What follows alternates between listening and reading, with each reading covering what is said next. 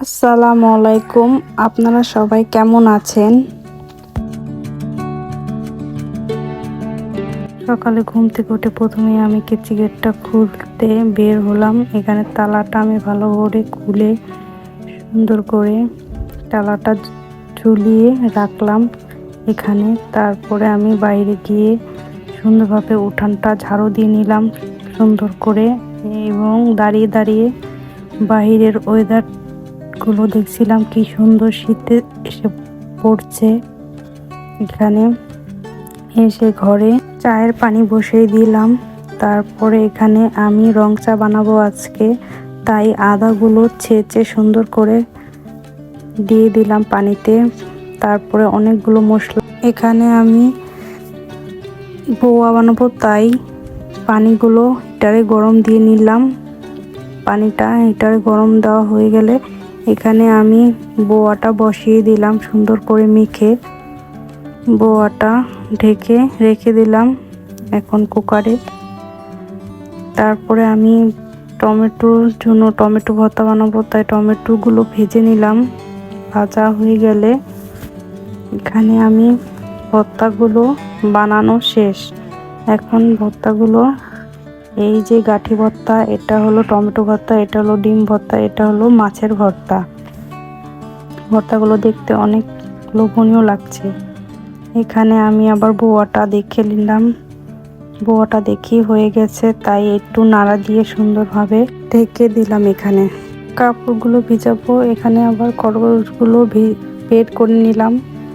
খরগোশগুলো বের করে এখানে দেখছিলাম। এখানে আবার শর্টকাট নাস্তা বানাবো আয়নের জন্য।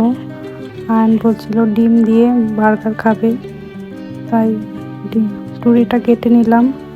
তারপর ডিমটা পোস্ট করে রুটিটার ভিতরে দিয়ে দিলাম। তা হয়ে গেলে এখানে আবার রুটিটা আমি একটু হালকা ছেঁকে নিব। হয়ে গেল আমার সকালের শর্টকাট নাস্তা আয়নের জন্য। এখানে আমি নিলাম। এই তো হয়ে গেল আমার ডিম বার্গার। এখানে এখন আমি এবার খরগোশের জন্য ঘাস আনলাম কিছু। এখানে আয়ান আবার নিয়ে ছাদে আসলাম। কাপড়গুলো নেড়ে দিলাম সুন্দরভাবে। কাপড়গুলো নেওয়া হয়ে গেলে এখানে আমি আবার সকালের নাস্তা খেয়ে নিলাম। আজকের ভর্তাগুলো অনেক মজা হয়েছিল। এখানে আমি দুপুরে রান্নার জন্য সব কেটে কুটে নিলাম। সবজি আজকে কি রান্না করব তাই কাটা হয়ে গেল। এখানে আমি ভাত হয়ে গেছে আমার। চলুন দেখি আজকে কি রান্না করছি। এখানে ভাত আর ঢেঁড়স দিয়ে ডাল দিয়ে রান্না করছি। এখানে পটল ভাজছি, সাথে ছিল পোয়া মাছ ভুনা ছিল। এখানে চটচটি করা হাতে মাখানো।